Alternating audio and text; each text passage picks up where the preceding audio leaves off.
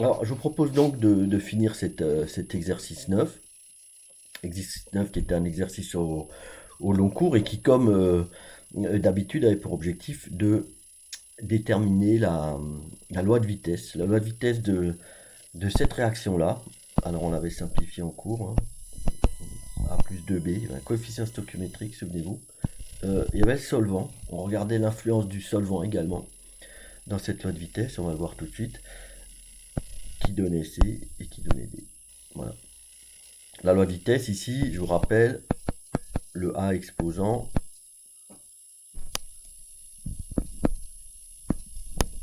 tout simplement un quart. Ici, on avait A, alpha, bêta, et le solvant.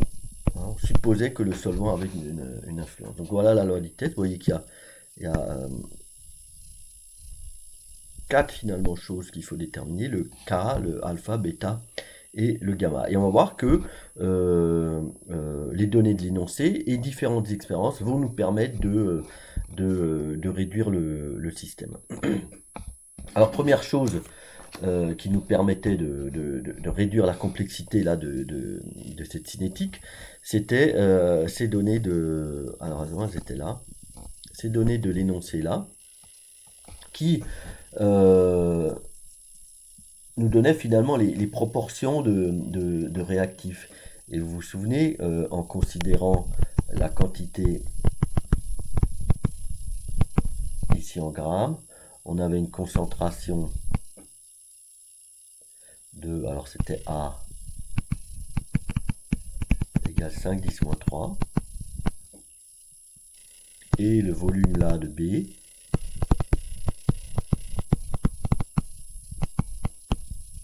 qui donnait une concentration de B double finalement, 1 10 moins 2, de sorte que concentration de B était deux fois la concentration de A. Voilà. Donc ça nous permettait de réécrire là cette équation-là. Et en plus, on avait calculé la concentration de solvant, de benzène, qui était évidemment énorme, de sorte que cette chose en excès, là, hein, on pouvait la mettre dans une nouvelle constante. Alors finalement, bon, bah, je réécris la vitesse dans le cas de la réaction 1.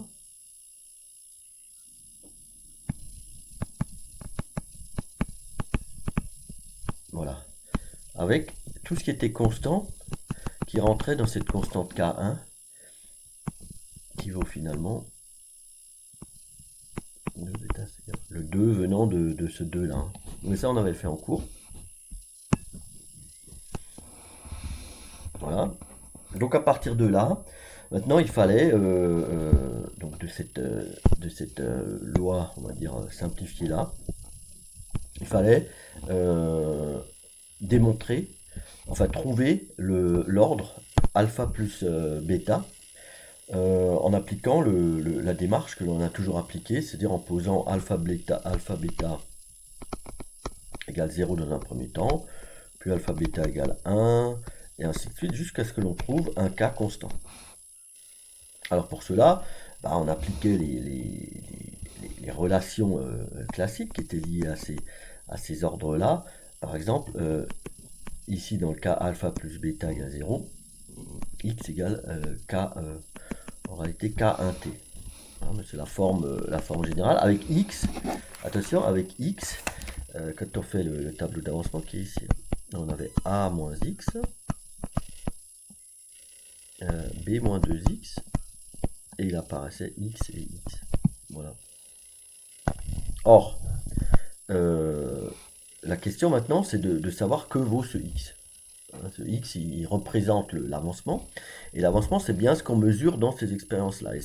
Et l'avancement qu'on mesure, on le mesure sous la forme d'un volume équivalent, puisque je vous rappelle que la quantité ici produite de cette chose-là, de l'espèce C, qui est x, est donnée par un dosage. C'est-à-dire que on va prendre dans ce litre où a lieu la réaction 0,1 cm3 et faire un dosage sur ce 0,1 cm3. Trouver un volume équivalent, c'est-à-dire trouver le nombre de moles de C qui se trouve dans ce 0,1 cm3.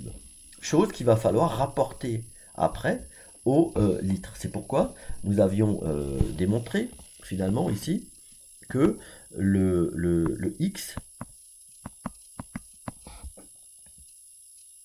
c'est un X sur V en litres, hein, V étant 1 litre, valait 2 10 exposant moins 4 volume de Ag+, et ça c'était des moles par litre. Voilà. Donc je vous rappelle que là, on avait un nombre de moles équivalent, donc de C équivalent à Ag+ lors du dosage, donc c'est Ag+ ici, là, dans le tableau, avec un facteur 10 000 qui correspondait à la transposition du nombre de moles mesuré dans 0,1 cm3 vers le litre. Voilà. Et donc là, on trouvait, ce sont des rappels, hein, puisqu'on avait vu ça en cours, on trouvait finalement qu'il fallait monter jusqu'à alpha plus bêta égale 2 pour avoir un K1 constant, avec un K1 égal à 8,960. Alors attention, l'unité, c'est mol moins 1. Unité moins 1. Donc voilà, ici le tableau 1 qui nous permettait de sortir cette chose-là. Alors en passant au tableau 2, ici on va regarder ce qui se passe. Hein, les conditions de réaction finalement ici ne changent pas dans les quantités de A et de B, mais par contre on va prendre un solvant qui est un benzène mélangé avec, alors là il faut revenir à l'énoncé parce que c'était un peu caché. Le volume total étant amené au litre avec du benzène, donc ça c'est le cas où le solvant ici est uniquement le benzène, ou avec un mélange équimolaire de benzène et de toluène. Hein, donc là, dans ce cas-là, on va remplacer la moitié de benzène par du toluène, qui va finalement nous changer les conditions, de sorte qu'on a une nouvelle loi de vitesse qui vaut cela. Alors, ça c'est toujours A. On garde la même forme. Mais cette fois-ci K2 qui vaut K2 bêta C' gamma. Hein. C' étant la concentration, là il faudrait que je mette des crochets, C' étant la nouvelle concentration de benzène. Bon là dans le second cas, on sait que de toute façon alpha plus bêta ne change pas, il vaut toujours 2. Donc on va recalculer un K, donc dans ce cas-là K2, et il se trouve, ça vous pouvez le faire aisément, hein, donc on applique la formule propre à l'ordre 2.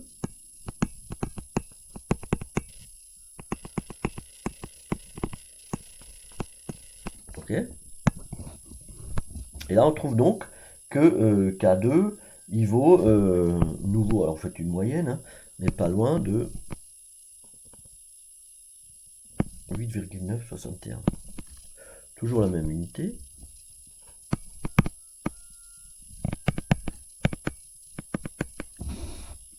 Voilà. Donc on s'aperçoit quoi? Que finalement quand on change la concentration de benzène du solvant, on a un K1 qui ne change pas. K1 égale K2. Alors exprimons leur K1 et K2 en fonction ici de la concentration de C et de C', enfin du solvant, dans les deux cas.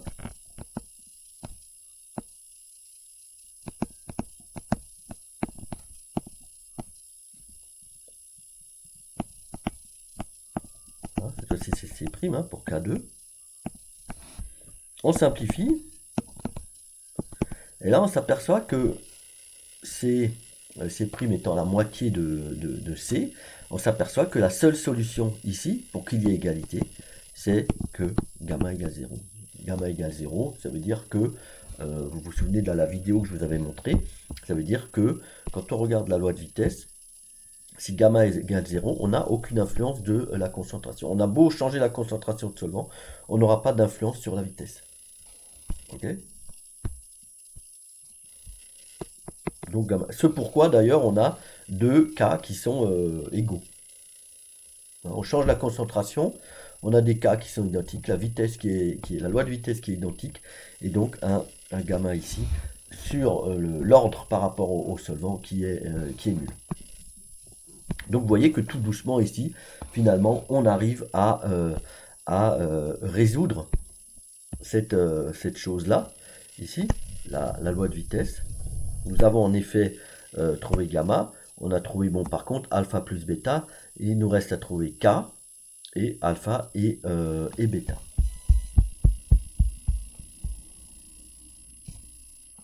Alors pour cela, on va utiliser la troisième expérience ici.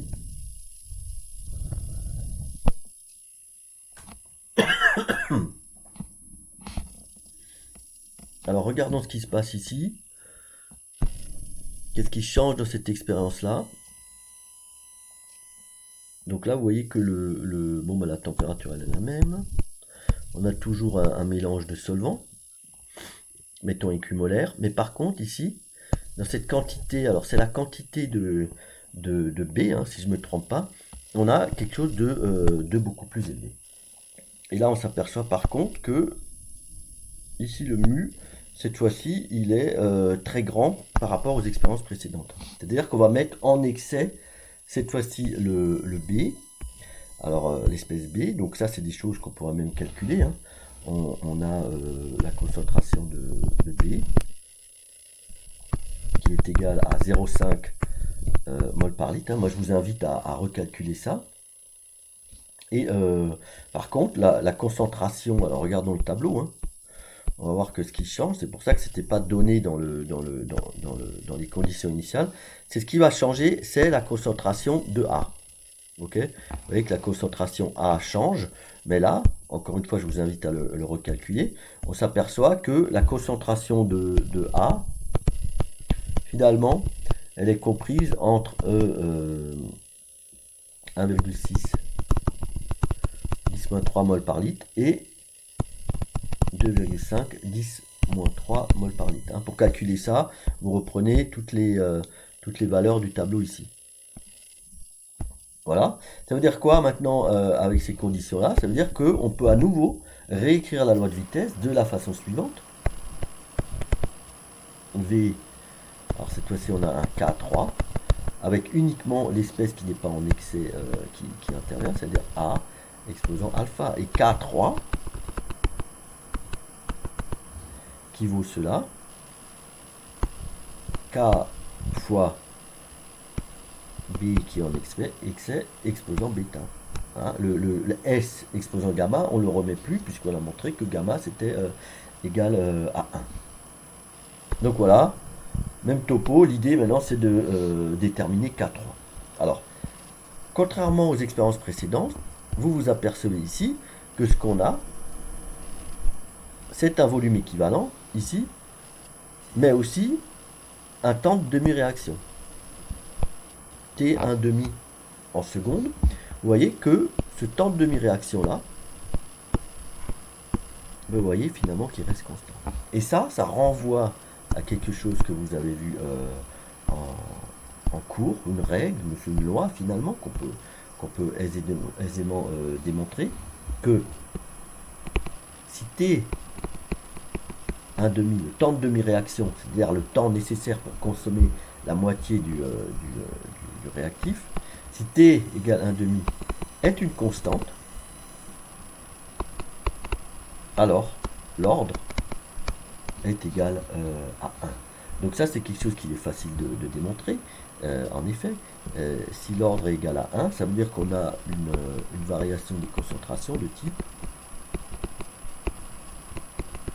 donc là je mets K3, puisqu'on a 3, et c'est K3. La T. Le temps de demi-réaction, ça veut dire que la moitié de A a été consommée. Ça veut dire que pour X égale A sur 2. Donc là, vous arrangez tout ça. Vous voyez qu'on tombe sur un ln de 2. Voilà.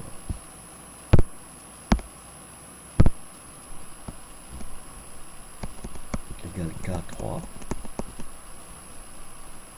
T, mais ça c'est spécifiquement à T1 demi. Et vous voyez là, ici, c'est la démonstration, que K3 vaut ln de 2 T de 1 demi, mais n'est plus fonction de la concentration de A au départ. Hein, donc ça veut dire, effectivement, on démontre que à l'ordre 1, là je viens de démontrer que à l'ordre 1, on a une constante de vitesse qui ne dépend pas de la concentration. Et ça, c'est ce que montre bien le tableau ici, n'est-ce pas? On a beau faire varier la concentration de A, on a un temps de demi-réaction qui reste constant. Donc ça nous permet de dire que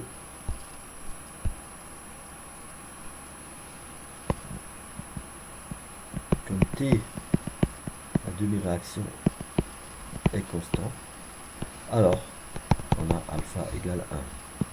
Comme alpha égale 1 et alpha plus bêta égale 2, il vient facilement que bêta égale 1. Donc vous voyez que là maintenant on a tous les ordres. Okay.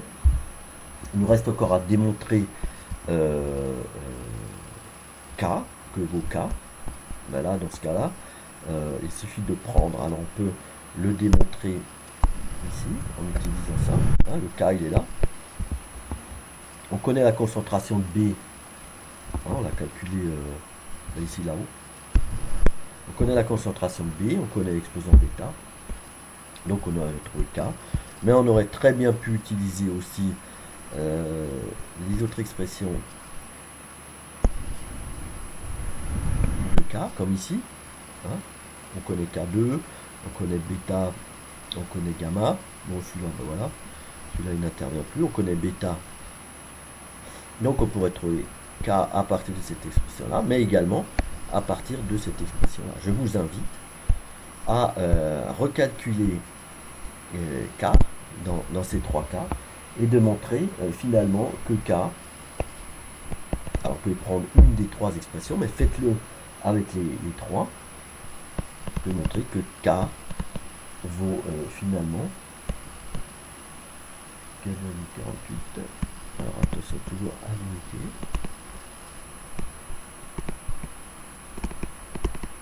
Voilà. Donc là maintenant on a tout. On a alpha égale 1, bêta égale 1, gamma égale 0. Voilà. On a tout de la loi de vitesse. Alors bien sûr il est possible d'aller plus loin encore. Puisque vous voyez que l'expression de la vitesse là, qui est donnée dans l'exercice, finalement elle exprime le K comme A fois l'exponentielle de l'énergie d'activation. Donc l'idée c'est d'essayer de trouver cette énergie d'activation là. Et pour cela on réalise une autre expérience là. Voilà. Bon, vous voyez que tout change. Hein. On change la concentration de A, la concentration de B. On revient au solvant. On change même la vitesse. Okay. On a toujours un volume équivalent. C'est-à-dire que à partir de ce volume équivalent là, on trouve le X. Alors, comme tout change, évidemment, on a une loi de vitesse qui devient celle-ci, avec un nouveau K'. Mais par contre, l'ordre ne change pas, quoi. On a toujours alpha égale 1, bêta égale 1, gamma égale 0, mais on a un nouveau K' ici. Alors, on peut exprimer la concentration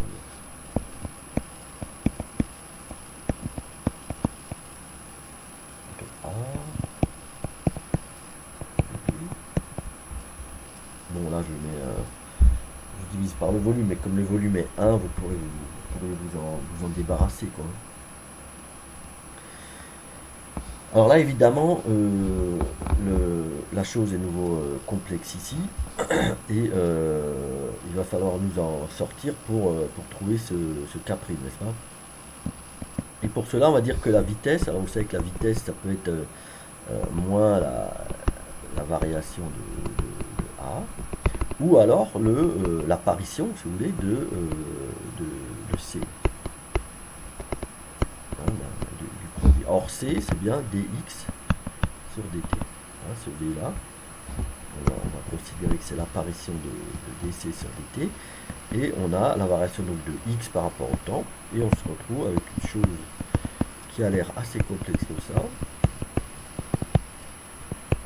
mais que normalement vous savez résoudre. En réalité, effectivement, il s'agit d'une intégrale, alors elle est là, hein. Je l'explique comme ça.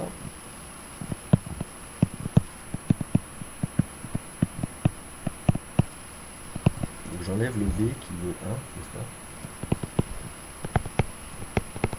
Vous voyez que là, cette intégrale-là, finalement, on va la résoudre en réalisant une décomposition par partie.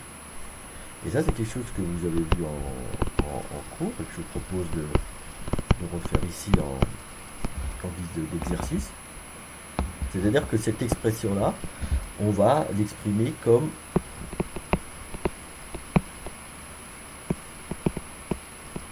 une somme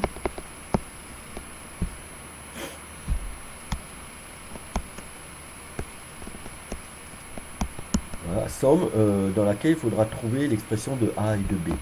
Mais ça, c'est donc quelque chose que vous avez vu, on peut le redémontrer. Il est facile de montrer que A égale à 1 sur B moins 2A, et que B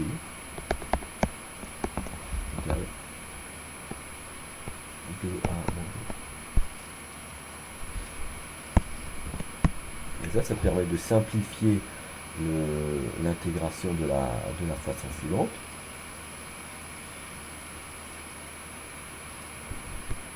Donc tout ça, refaites-le vous de votre côté. Hein. Moi, je prends des raccourcis pour vous faire retravailler cela.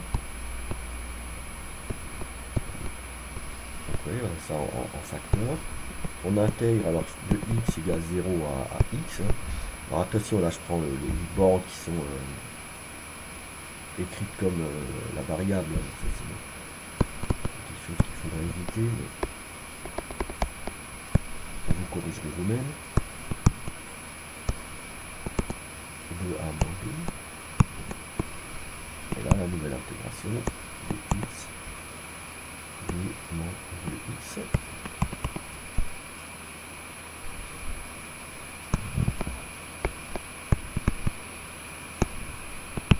Voilà. Et ça, normalement, à partir de là, on s'en sort beaucoup plus facilement que ça. Voilà. Mais moi, je vous laisse aller de ça à là. Okay. Donc, mettez la vidéo en pause, reprenez votre cours et essayez de démontrer que ça, c'est bien à ça.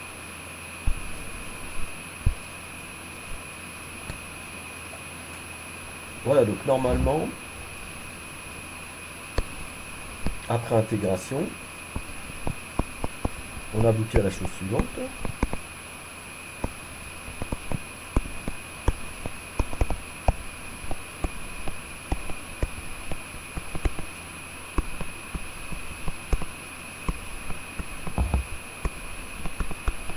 Voilà. Chose qui nous permet de calculer Capri. Et il faut montrer à partir de là que Capri est de l'ordre de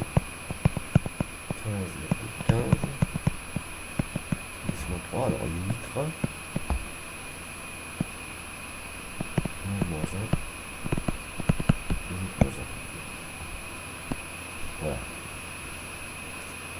Et donc on a quand on a montré ça, bah, après c'est facile, on a un cas à une certaine concentration, donc c'est le cas de l'exercice précédent, la question précédente. On a un cas prime, on fait le rapport des deux. Alors chacun des cas correspondant à une température. Voilà. Voilà. On simplifie et on trouve finalement que EA égale. Voilà.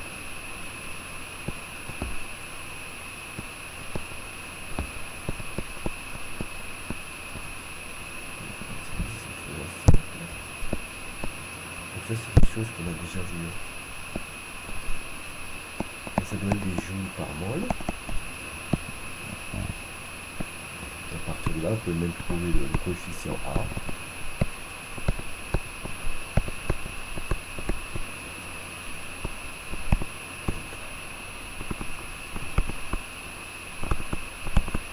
Alors j'ai volontairement pas fait le détail des calculs, ni même de la démonstration de cette chose-là, pour que vous travaillez ça chez vous pendant ce TD à 5. Voilà pour cet exercice.